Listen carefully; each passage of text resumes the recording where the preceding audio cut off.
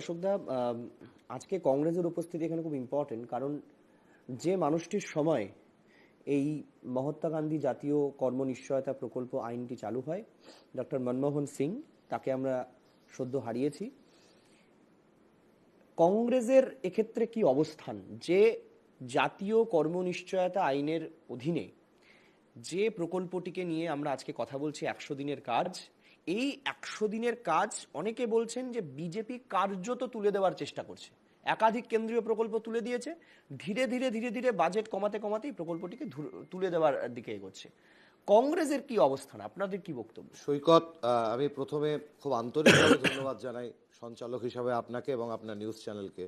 At least আপনারা এই প্রতিবেদনে এটা স্বীকার করলেন। আপনি না বললে হয়তো আমি এটা দিয়েই শুরু করতাম। আসলে ডক্টর মনমোহন সিং মানে অর্থনীতি একটু আধটু বুঝতেন, মানে হয়তো নরেন্দ্র মোদীর মতন বুঝতেন কিনা জানি না, কিংবা সীতারামনের মতন বুঝতেন কিনা জানি না, কিনা বিজেপি মুখপাত্রের মতন বুঝতেন কিনা জানি না, কিন্তু একটু আধটু বুঝতেন।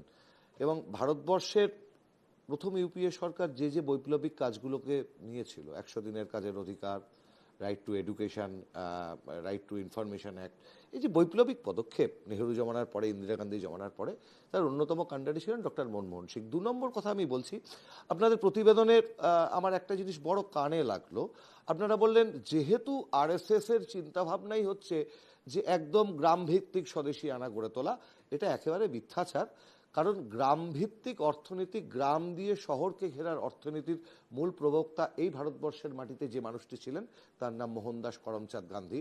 এবং তার দ্বারা অনুপ্রাণিত হয়ে যে মানুষটা এই পশ্চিমবঙ্গের, এই বাংলার বুকে এই কাজটি করেছিলেন, তার নাম রবীন্দ্রনাথ ঠাকুর। শ্রীনিকেতন তার অন্যতম উদাহরণ। 3 নম্বর কথায় আসছি, আরএসএস আজকে কেন বলছে, কি বলছে, আইওয়াস ছাড়া অন্য কিছুই নয়। কারণ করোনা পরবর্তীকালে রাহুল গান্ধী দাবি জানিয়েছিলেন, কংগ্রেস দাবি জানিয়েছিল যে 100 দিনের কাজকে 200 দিন করা হোক, মনরেগার বরাদ্দ বাড়ানো হোক। কিন্তু আমরা অবাক হয়ে দেখলাম যে বাজেটে, মানে করোনা পরবর্তী সময় বাজেট অ্যালোকেশনে মনরেগার কাজের বরাদ্দের টাকাটাকে কাট আপ করা হলো, বাড়ানো তো দূরের কথা, কেটে দেওয়া হলো। কারণটা কি? হামদো হামারাদোর সরকার চলছে।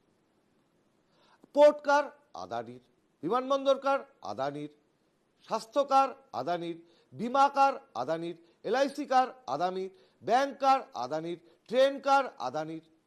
এই যে ব্যাপারটা খুব ছোট একটা ব্যাপার নয়। এটা পিরামিড যদি কল্পনা করি, আমি, সুপর্ণদা আমার চেয়ে, আমি কিছুই বুঝি না অর্থনীতিতে অতটা, সুপর্ণদা এখানে বসে আছেন।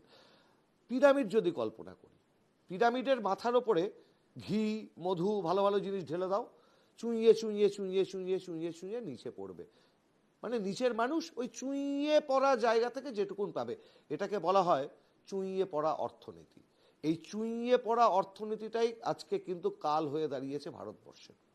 একটা বিশেষ অংশ যখন আলোচনা করছি, ভাই একটু বলার আমাকে অ্যালাউ করো প্লিজ, সেটা হচ্ছে সমীক্ষা। এটা তো আমার তোমার কথা নয়, একদম সমীক্ষায় চলে এসছে যে বটম 50%, সে বটম 50%-এর আজকে কোনো জায়গা নেই।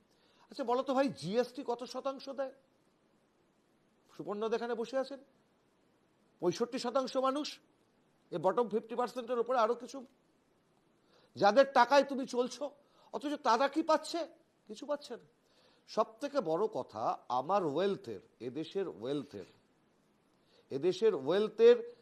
20% কাদের হাতে রয়েছে? 80% মানুষের হাতে।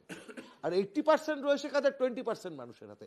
আর এই 20% মানুষের হাতে যাদের 80% ওয়েলথ রয়েছে, তাদের মধ্যে আবার 95% ওয়েলথ বা সম্পদ রয়েছে মাত্র 2% মানুষের কাছে। তারা কারা? এই আদানিরা।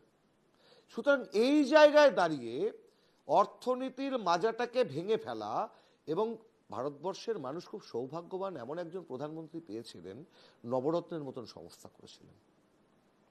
একের পর এক রাষ্ট্রায়ত্ত সংস্থাগুলিকে বিক্রি করে দেয়। এফডিআই এর কথা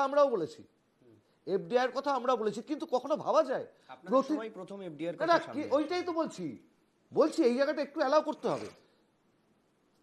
প্রতিরক্ষা খাতে 52% এফডিআই, ডিফেন্সে ভাবা যায়? তার মানেটা কি?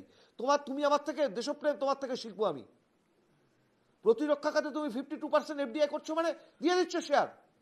3 নম্বর মারাত্মক যে কথাটার জায়গাটা আমি আসতে চাইছি, যে কথাটাকে এড়িয়ে যাওয়ার কোনো জায়গা নেই, সেই জায়গাটা হচ্ছে এইখানটাতে যে এই যে ব্যাপারটা দাঁড়াচ্ছে, অর্থাৎ রাষ্ট্রায়ত্ত সংস্থাগুলোকে বিক্রি করে দেওয়া এবং এই ডিসেন্ট্রালাইজেশন, মানে একেবারে একেবারে তুমি ধরো, মানে আমরা বলছি ডিসেন্ট্রালাইজেশনের কথা, ইন্দিরা গান্ধী তাই বলেছেন, ব্যাংক রাষ্ট্রায়ত্তকরণ থেকে শুরু করে খনি, ওএনজিসি রাষ্ট্রায়ত্তকরণ সবটা। কিন্তু এরা এসে করলোটা কি? এরা এসে বলছে ডিইনভেস্টমেন্ট করতে হবে। এই ডিইনভেস্টমেন্টের ফলে যে জায়গাটা দাঁড়াচ্ছে, মাত্র একটা পার্টিকুলার সেক্টর, আবার বলছি, মাত্র আদানি আদানি আদানি আদানি আদানি আদানি আদানি আদানি আদানি, এইটা করতে গিয়ে অসংগঠিত ক্ষেত্রের মাজা ভেঙে গেছে। যেটা বলে আমি শেষ করব, উদারনৈতিক অর্থনীতির পথে কংগ্রেস হেঁটেছিল, কিন্তু তারপরেও 2008 সালে সৈকত আমরা দেখেছি সারা ইউরোপে অর্থনৈতিক বিপর্যয়ের পরেও তার আঁচটুকু ভারতবর্ষের অর্থনীতিতে আসেনি। কারণটা কি জানো? একটা প্রাইস ব্র্যাকেটিং ছিল, একটা প্রাইস ব্র্যাকেটিং ছিল। আজকে সে প্রাইস ব্র্যাকেটিংটা চলে গেছে।